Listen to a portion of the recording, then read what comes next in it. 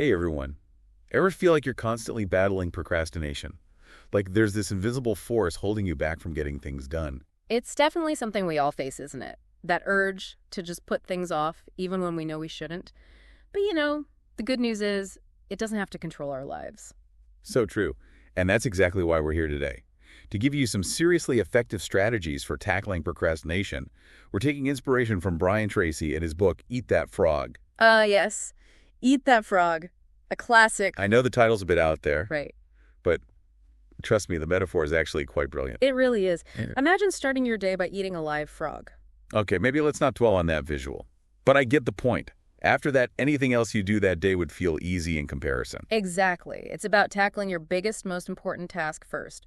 Your frog, so to speak. Okay, I'm starting to see the light here. Yeah. But hold on. Before we start eating frogs, shouldn't we figure out what our frog even is? Absolutely. That's where goal setting comes in. You can't possibly conquer a task if you don't even know what you're aiming for. And this is where so many people get tripped up. Oh, tell me about it. I've got a drawer full of abandoned to-do lists that can prove that point. So spill the beans. What's the secret to setting goals that we actually achieve? Well, it's not really a secret, but it's something that most people completely overlook. The power of writing down your goals. Wait, really? Just writing them down makes a difference. You'd be surprised. Studies show that only about 3% of adults actually write down their goals. And guess what? Those people accomplish 5 to 10 times more than those who don't. It's about taking a vague idea and turning it into a solid commitment, something you can see, something you can hold yourself accountable to. Wow, that's incredible. I've always been a list person, Hmm. but I never realized it was that powerful. It's amazing what putting pen to paper can do. It's like flipping a switch in your brain, turning intention into action. All right, I'm officially sold on the power of writing things down. So let's say I've embraced my inner list maker and written down my goals. How do I make sure those goals actually happen? How do I prevent myself from slipping back into procrastination mode? That's where Brian Tracy's 7-step formula comes in. It's like a blueprint for turning those goals into reality. And each step is strategically designed to help you combat procrastination. Okay, lay it on me. I'm ready to take notes. Step 1 is to decide exactly what you want. And I mean exactly. No ambiguity, no wishy-washy language. We're talking crystal clear clarity. Got it. The clearer the target, the easier it is to hit. Yeah. Right. So what's next? Step 2, and this should sound familiar, is to write it down. Again, the simple act of writing solidifies your commitment. It's no longer just a thought floating around in your head. It's real. It's on paper. It's happening. Okay, that's twice we've heard about the power of writing things down. There's definitely a theme emerging here. What's step 3? Step 3 is to set a deadline. This is crucial because without a deadline, there's no urgency, no real motivation to get started. It's like you're taking away the option to procrastinate. Exactly. Now, step 4 is to list everything you need to do to achieve that goal. This is your brainstorming phase. Get it all out of your head, every single step, no matter how small. Okay, so now we've got this massive, maybe slightly intimidating list staring back at us. What do we do with it? That's where step 5 comes in. This is where you organize that list into a plan. You prioritize those tasks, figure out the logical order, and create a sequence that makes sense. You're not just randomly tackling things. Right. You're being strategic. So it's like we're creating a roadmap to success. I like it. Exactly. Now, here's the step where a lot of people stumble, and it's arguably the most important one. Step 6 is to take action immediately. Even if it's a tiny step, just get the ball rolling. Break that inertia. I can see how that would build momentum. It absolutely does. And finally, step 7 is to do something every single day that moves you toward that goal. Consistency is key here. It's not about massive leaps and bounds. It's about those small daily actions that compound over time. The magic of compounding. Okay, I'm really seeing how each of these steps builds on the previous one, creating this system for actually conquering procrastination. It's pretty brilliant. It is. And you know what? Think about a goal you've struggled with recently. Could this formula have helped you get unstuck? Oh, absolutely. There are so many times I've gotten bogged down in the planning phase and never actually moved into action. This formula would have been a game changer. That's the power of having a clear framework. It takes the guesswork out of the equation and helps you move forward with confidence. Okay, so we've laid the groundwork with our goals. What's the next step in taming this procrastination monster? It's time to talk about planning your day. Okay, full disclosure, sometimes the idea of detailed planning feels a bit overwhelming. Like it's sucking up time I could be using to actually do the work. I hear you, but this is where things get really interesting. There's a principle called the 10-90 rule. It states that spending just 10% of your time planning can actually save you 90% of your execution time. Wait, are you serious? So a little bit of planning up front can make me way more efficient in the long run. Absolutely. It's all about working smarter, not harder. Okay, you've officially piqued my interest. What are some practical tips I can use to actually make this happen? First things first, create a master list. Mm-hmm. This is where you capture everything. Every idea, every to-do, anything that pops into your head.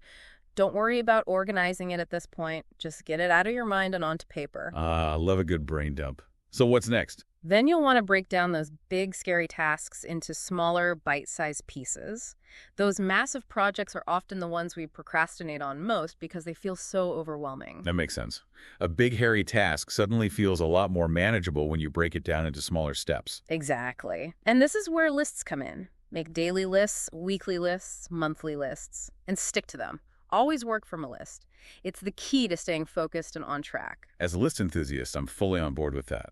What else? Here's another game changer. Make your to-do list for the next day the night before. I've heard about that before, but never really tried it. Why is that so effective? It gives your subconscious mind time to process those tasks while you sleep. You'll often wake up with fresh insights or solutions that you wouldn't have thought of otherwise. That's amazing. I've definitely had those moments where I wake up with the answer to a problem that was stumping me the day before. I never realized there was a way to intentionally tap into that. There is. It's all about setting your mind up for success. I love it. You're creating a system that removes the opportunity to procrastinate. Precisely. And speaking of systems, let's talk about another incredibly powerful principle, the 80-20 rule. Oh, I've heard of that one. Doesn't it mean that 80% of your results come from just 20% of your efforts? You got it. And it's a complete game changer when it comes to overcoming procrastination. Okay, I'm intrigued. Tell me more. The 80-20 rule tells us that not all tasks are created equal. Some tasks are high value, meaning they contribute significantly to your results. Others are low value, and honestly, they don't move the needle much at all. So we need to identify those high-value tasks and prioritize them. You got it. And guess what? Those high-value tasks are often the ones we're most tempted to procrastinate on. Oh, I see where you're going with this. That's right. It's time to eat that frog. I love it. It's such a memorable way to think about it. So we need to start our day by tackling that big, important task before we get bogged down in the smaller, less impactful stuff. Exactly. Think about it this way.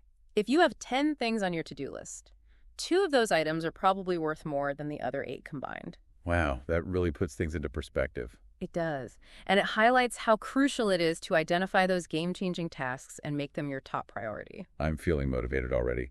What other gems does Brian Tracy have for us? He offers some really valuable insights in Eat That Frog that I think you'll find helpful. Are you ready for a rapid-fire round of extra procrastination-busting tips? Hit me with it. First up, upgrade your key skills. The better you are at the things you need to do most, the faster and easier they'll become. That makes sense. It's like sharpening your tools to work more efficiently. Next, put pressure on yourself. Set internal deadlines and hold yourself accountable, even if there's no external pressure. Yes, sometimes we need that extra push. Right, we do. This one might seem a little counterintuitive, but find ways to motivate yourself. Make work more enjoyable. If you dread a task, you're way more likely to put it off. Oh, I can definitely relate to that. I've noticed when I'm genuinely excited about a project, procrastination almost vanishes. Exactly. It's about tapping into that intrinsic motivation. This next one is especially important in our tech-driven world. Make technology your servant, not your master. Use it to streamline your work, not distract you. Oh, it's so easy to fall into that trap of endless scrolling and notifications. It is. You have to be intentional about how you use technology. Next, focus your attention. Minimize distractions and create a work environment that supports concentration. That's where that Do Not Disturb button becomes your best friend. Exactly. And don't forget to break large tasks into smaller chunks. This makes them less intimidating and more approachable. That's a classic strategy for a reason. Sometimes just looking at a massive project can feel paralyzing. But when you break it down, it suddenly feels doable. It's all about making it feel less overwhelming. And lastly, this one might sound a bit odd, but develop a sense of urgency. Treat every task as if it has a deadline, even if it doesn't. Even if it's not actually urgent. That's right. That sense of urgency can be a really powerful motivator. I like it. It's like giving yourself a little nudge to get moving. Precisely. And one final tip, and this one is crucial, single-handle every task. In other words, Finish one thing before moving on to the next. No multitasking. Okay, I'll be honest, that's my Achilles heel. Yeah. I'm a natural multitasker. I understand, but multitasking can actually be a major productivity killer. Really? But I feel like I get so much more done when I'm juggling multiple things at once. It might feel that way, but our brains just aren't wired for true multitasking. We're much better off focusing on one thing at a time and giving it our full attention. So single tasking is the way to go. Got it. You got it. You know what? I have a personal story that perfectly illustrates how powerful this can be. Ooh, I'd love a good story. Tell me more. A few years ago, I was working on this project that just felt absolutely massive. Tons of research, tons of writing, and I kept putting it off. It felt like this giant looming monster, and I just couldn't bring myself to start. That's such a relatable feeling. So what did you do? I finally took out a piece of paper and broke that project down into tiny, manageable steps. Suddenly, instead of this overwhelming monster, I had a list of things I could actually tackle. And it worked. It was a game changer. I felt empowered, not intimidated. And as I started checking off the smaller tasks, the entire project started to take shape. Before I knew it, I was done. Wow, that's incredible. It really shows how effective these strategies can be when you actually put them into practice. It really does. And that's the beauty of Brian Tracy's work. It's practical, actionable advice that anyone can use to make a real difference. Okay, I'm feeling inspired. This is making me want to go out there and tackle some frogs of my own. You know, it's interesting. The more you apply these principles, the more they become like second nature. You mean they turn into habits? Exactly. The more you practice focusing and prioritizing and taking action, the easier it gets. It's like you're training your brain to be more productive. That's a great way to put it. You're essentially developing those mental muscles. I'm ready to hit the mental gym. But before we move on, let's do a quick recap of what we've covered so far. Just make sure we're all on the same page. Sounds good to me. Where should we start? Let's start with the foundation goal setting. Right. And the key takeaway there is clarity. Before you can even think about tackling a task, you need to know exactly what you're trying to achieve. And write it down. That's what makes it real. It gives it power. Absolutely. Writing things down is like making a contract with yourself. It solidifies your commitment. And once you've got those goals all laid out, Brian Tracy's 7-step formula is your roadmap to success. It's a step-by-step guide to help you break down those big, scary goals into smaller, more manageable steps. Love it. And then we moved on to planning our day. Remember the 10-90 rule? Ah, yes, the 10-90 rule. It's a game changer. It really is. Just a little bit of planning can save you so much time and energy in the long run. Absolutely. So what are some of the key takeaways when it comes to planning? Create a master list for capturing all your ideas and to-dos. Break down those large tasks into smaller bite-sized pieces. Make daily and weekly lists and stick to them like glue. And don't forget about making your list for the next day the night before. That way you can let your subconscious mind work its magic while you sleep. It's like giving your brain a head start on tackling those to-dos. And speaking of getting a head start, we can't forget about the 80-20 rule. Ah, yes, the Pareto principle. It's all about focusing your energy on those high-value tasks, the ones that really move the needle. So true. And remember, those are the frogs we want to eat first thing in the morning. Before we get sidetracked by all the less important things. Exactly. And if you're struggling with those high-value tasks, don't forget all those great tips from Brian Tracy. Upgrade your key skills. Put pressure on yourself. Make work more enjoyable. And use technology to your advantage. Oh, and don't forget about staying focused, breaking down large tasks, developing a sense of urgency, and mastering the art of single tasking. That's a whole arsenal of procrastination-busting tools at your disposal. I'm feeling a lot more equipped to handle my to-do list now. But before we go full-on frog-eating frenzy, I have a question that's been nagging at me. I'm all ears. We've talked a lot about strategies and systems for overcoming procrastination. But what about the emotional side of things? Sometimes it feels like it's more than just a lack of organization. You've hit on a really important point. Procrastination often runs deeper than just bad habits. There are usually underlying emotional factors at play. So what are some of the reasons why we procrastinate? What's going on beneath the surface? Well, sometimes it's fear. Fear of failure, fear of success, fear of judgment, you name it. That makes sense. Yeah. If you're afraid of something, it's natural to want to avoid it. Exactly. And sometimes it's perfectionism. You want everything to be just right, so you put off starting until you feel like you've got it all figured out. Oh my gosh. I'm so guilty of it that I can spend hours tweaking and revising before I even feel comfortable showing anyone my work. I think we've all been there. And then sometimes it's simply a lack of motivation or interest. The task just doesn't excite you, so you find other things to do instead. It's like you're reading my mind. So how do we deal with these deeper issues? Is it just a matter of willpower? Willpower can definitely help, but it's often not enough on its own. You need to identify the root cause of your procrastination and then address it head on. So, for example, if fear is the culprit, how do you suggest tackling that? One effective strategy is to break down that fear into smaller, more manageable pieces. What specifically are you afraid of? Once you pinpoint those fears, you can start to challenge them and come up with strategies for overcoming them. So it's about facing those fears head on instead of letting them control us. Exactly. The more you expose yourself to those fears, the less power they have over you. I love that. It's like that saying, do one thing every day that scares you. Exactly. And if perfectionism is holding you back, try shifting your focus from perfection to progress. So instead of striving for flawless, I should aim for done. You got it. It's about letting go of the need for absolute perfection and embracing the fact that it's okay to make mistakes and learn as you go. That's such a good reminder. I think so many of us get caught up in that pursuit of perfection, and it can really hold us back. It definitely can. And if you're struggling with a lack of motivation, try to find ways to make the task more engaging or meaningful.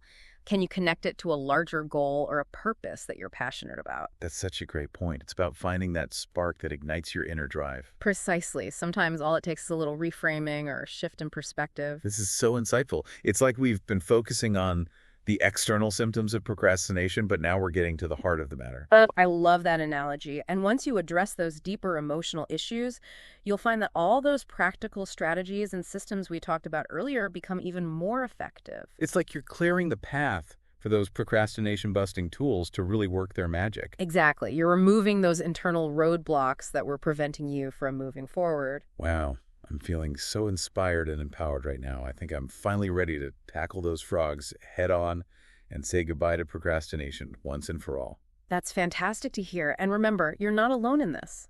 We all struggle with procrastination.